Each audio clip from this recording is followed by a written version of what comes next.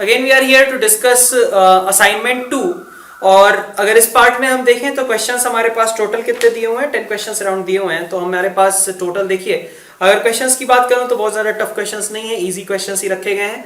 तो स्टार्ट करते हैं अपना क्वेश्चन नंबर 1। क्वेश्चन नंबर 1 में क्या है, सबसेट्स और सुपरसेट्स इन सबसे रिलेटेड मैक्सिमम क्वेश्चंस है। ठीक है, 2 3 4 है ना, हमें भरना क्या है, बीच में सबसेट है या सबसेट नहीं है।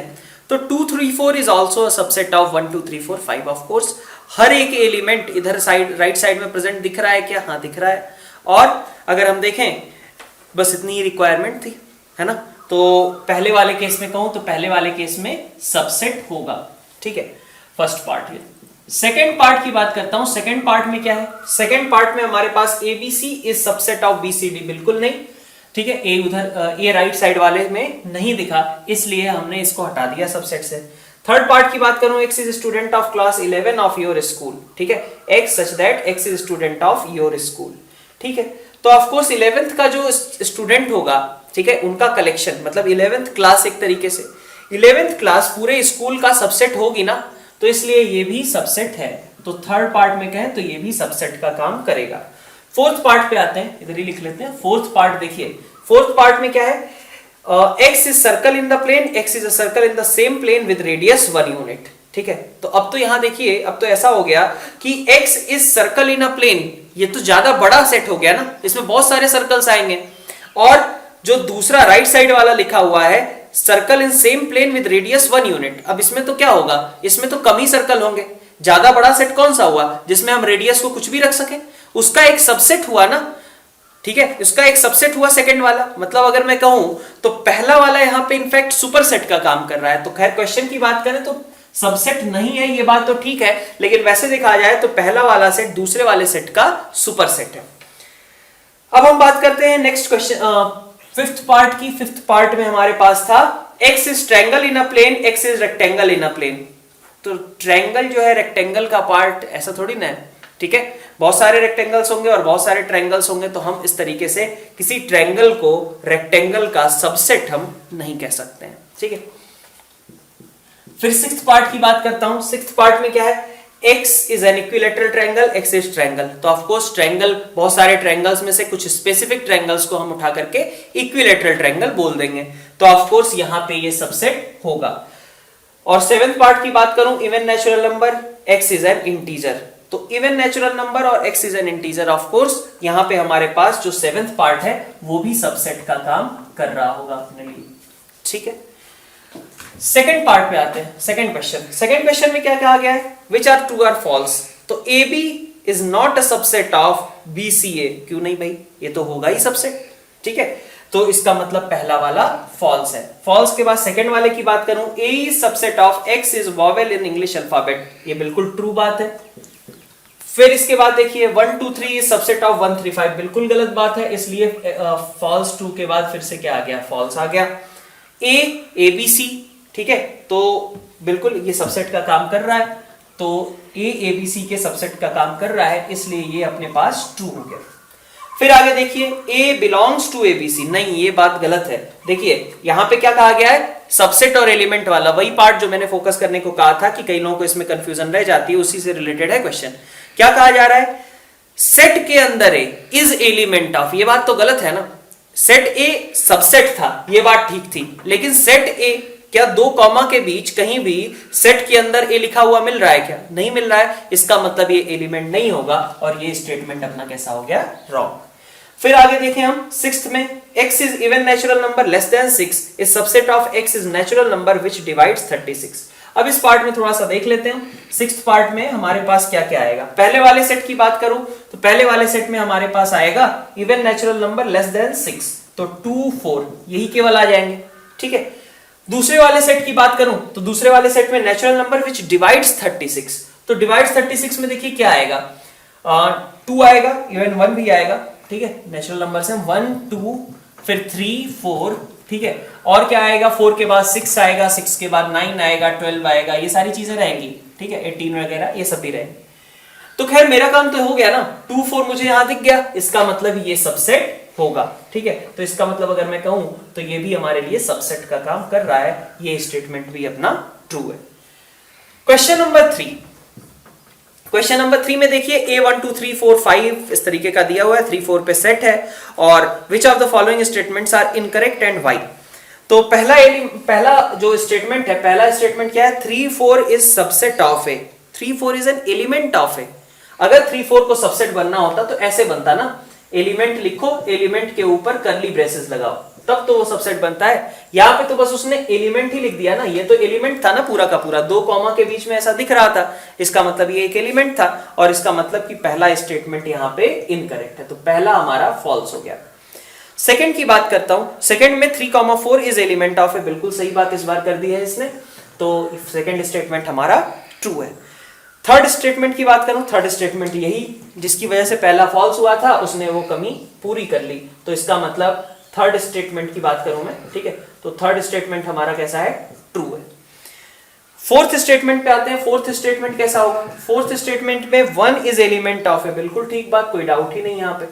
फिफ्थ में देखिए, फिफ्थ में 1 इज सबसेट ऑफ ए, बिल्कुल नहीं भाई, सबसेट है तो सेट तो बनाओ, कम से कम सेट ही नहीं बनाया यहां पे, तो इसका मतलब ये तो फॉल्स होगा ही होगा। 1 2 5 इज सबसेट ऑफ ए, 1 2 5, हाँ कुछ ये करली ब्रेसेस को हटाऊं मैं तो 1 2 5 ये तीनों ही सेट ए के एलिमेंट्स हैं, इसलिए सिक्स्थ पार्ट की बात करें तो ये ट्रू हो जाएगा। सेवेंथ पार्ट में देखिए, सेवेंथ पार्ट में क्या है, सेवेंथ पार्ट में सेट के अंदर 1 2 5 इज एलिमेंट ऑफ ए, नहीं भाई, सेट के अंदर 1 2 5 2 कॉमा के बीच में ये पूरी चीज कहां ही दिख रही है, नहीं दिख रही है, इसका मतलब ये एलिमेंट नहीं होगा, इसलिए ये स्टेटमेंट हो गया फॉल्स। एट्थ पार्ट की बात करता हूं, एट्थ पार्ट में कहा गया 1 2 3, 3 कहां से आया, 3 तो कहीं से आएगा ही नहीं, 3 तो एलिमेंट ही नहीं है, ठीक है, 3 तो एलिमेंट ही नहीं है, बात सही है, डाउट हो तो वापस से उस पोर्शन पे देख लो, 1 2 3, 3 तो एलिमेंट ही नहीं है, तो सबसेट में कैसे आ जाएगा, ठीक है, इसलिए हमारा एट्थ पार्ट अगर कहूं मैं, एट्थ पार्ट ये भी हमारा फॉल्स हो गया। अब नाइन्थ पे आते हैं, नाइन्थ में स्टेटमेंट क्या है, नाइन्थ में कहा गया है, ये कुछ हमारे पास मिसप्रिंटेड है, ठीक है, तो इसको स्किप कर दीजिएगा।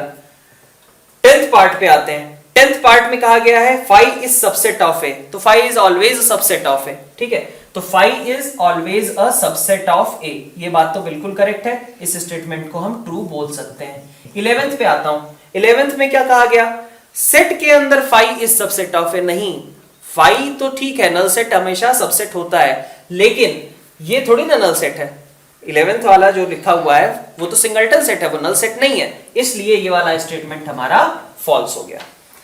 क्वेश्चन नंबर 4, क्वेश्चन नंबर 4 में क्या है, write down all the subsets.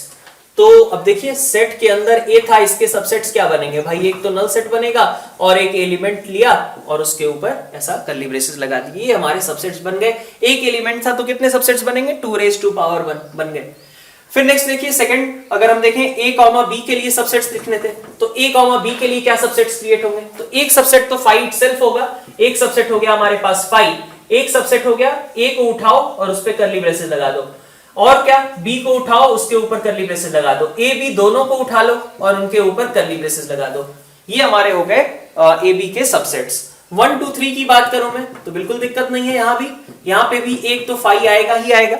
इसके बाद देखिए, इसके बाद हमने 1 को उठाया करली ब्रेसेस लगाए, 2 को उठाया करली ब्रेसेस लगाए, 3 को उठाया करली ब्रेसेस लगाए, ठीक है बात, और 1 2 दोनों को उठा लिया इस बार करली ब्रेसेस लगाने को। फिर देखिए 1 3, फिर ऐसे ही क्या उठाया 2 3, और अब सभी को उठा लेते हैं 1 2 3, ठीक है, तो ये हमारे पास 8 हमारे सारे सबसेट्स बन गए। फाई की बात करूं तो फाई का तो क्या होगा, फाई का बस एक ही सबसेट होगा, फाई, ये मैंने पहले ही बताया था कि इसमें 0 एलिमेंट है, तो टोटल कितने सबसेट्स बनेंगे, 2⁻⁴, वो सबसेट क्या होगा, फाई इटसेल्फ।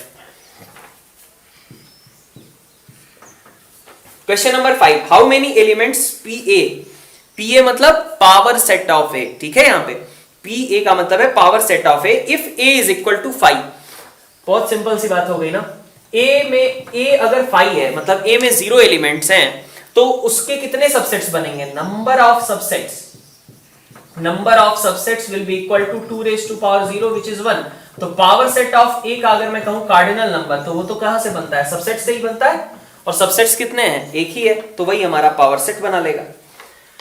क्वेश्चन नंबर 6 की बात करते हैं। क्वेश्चन नंबर 6 में क्या कहा जा रहा है, इंटरवल्स के बारे में कहा गया है, write the following as intervals, ठीक है, ओपन इंटरवल, क्लोज्ड इंटरवल, इनकी बात करनी है कि कौन कैसे हम वो ब्रैकेट्स लगाएंगे। हमने क्या बोला था, ओपन इंटरवल कब लगाएंगे, जबकि हमारे पास ओपन इंटरवल का मतलब क्या होता है कि स्मॉल ब्रैकेट्स, ठीक है, जो पॉइंट लेना है उसको स्मॉल मतलब क्लोज ब्रैकेट के साथ लगाते हैं हम, बड़े ब्रैकेट के साथ, और जो पॉइंट छोड़ना है उसके साथ हम ओपन या फिर स्मॉल ब्रैकेट्स अपन यूज करते हैं।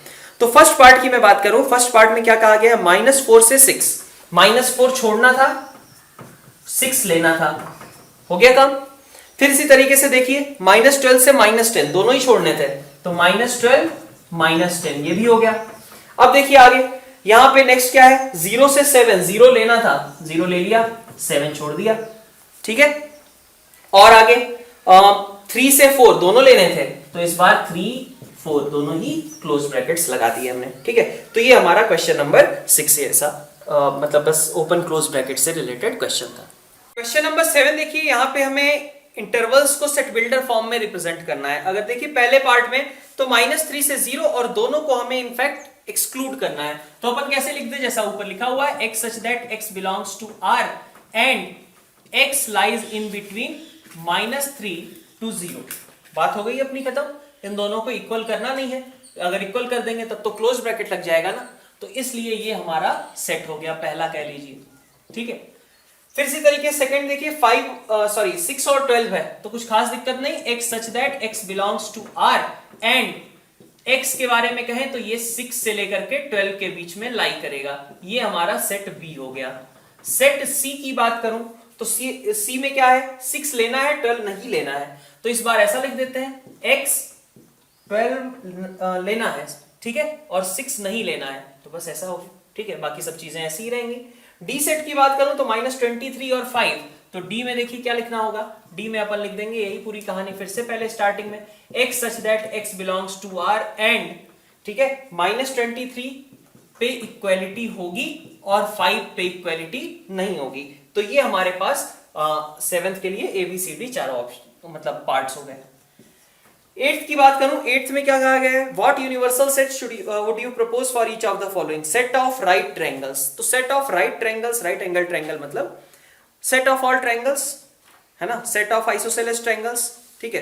तो इन दोनों को मिलाकर दोनों ही केसेस में हम कहते हैं कि हम सारे ट्रायंगल्स का एक सेट ले लेते हैं, तो ये यूनिवर्सल सेट का इनके लिए काम करेगा।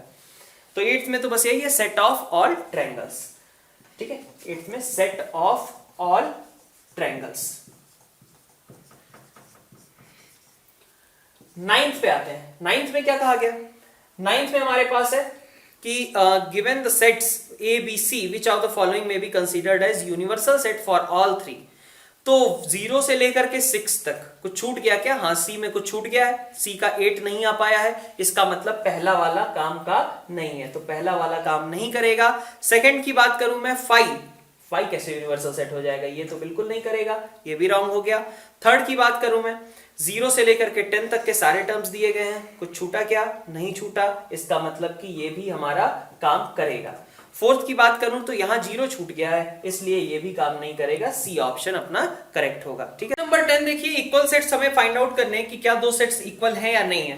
तो फर्स्ट क्वेश्चन में, फर्स्ट पार्ट में देखिए अगर आप, तो A 2 3 दिया हुआ है, B x such that x is a solution of x square plus 5x plus 6 is equal to 0, ठीक है। तो अब आप खुद से समझ सकते हो कि भाई x square plus 5x plus 6 equal to 0 के सॉल्यूशंस क्या आएंगे, -2 और -3 आएगा ना। इसका मतलब कि A और B आपस में इक्वल ही नहीं, क्योंकि एलिमेंट्स ही कंप्लीटली डिफरेंट है। सेकंड पार्ट की बात करता हूं, सेकंड पार्ट में हमारे पास A सेट क्या दिया हुआ है, A सेट में हमारे पास है फॉलो के वर्ड्स लेटर्स, तो F L O W यही होंगे ना, और उल्फ उसमें भी यही है, B सेट में भी हमारे पास यही सारे हैं, तो अगर दोनों सेम ही लिखे हुए हैं तो इसका मतलब A और B आपस में इक्वल सेट्स हैं। क्वेश्चन नंबर 11 की बात करते हैं। क्वेश्चन नंबर 11 में हमारे पास सेलेक्ट इक्वल सेट्स, तो आप देखिए A और B बिल्कुल इक्वल नहीं है, ठीक है। अब आप देखो C, ये भी टोटली डिफरेंट हो गया, सारे एलिमेंट्स अलग अलग दिख रहे हैं भाई, 14 वगैरह कहां से आ गया, है ना। D की बात करो तो D और B ये दोनों आपस में बराबर है, तो B और D आपस में बराबर है। फिर आप देखिए E है हमारा -1 और 1, और सेम चीज G में दिख रही है, तो E और G दोनों सेम है। इसी तरीके से F की बात करें तो 0A और 0 इधर तो कुछ दिख नहीं रहा, तो एफ और एच वगैरह भी आपस में बराबर नहीं है। ठीक है, तो हमारे पास यही बस हमारे पास इक्वल सेट्स यहां से क्रिएट होते हैं। तो इसके साथ आपका लेक्चर 2 एंड का असाइनमेंट जो पोर्शन है वो एंड होता है। Thank you all.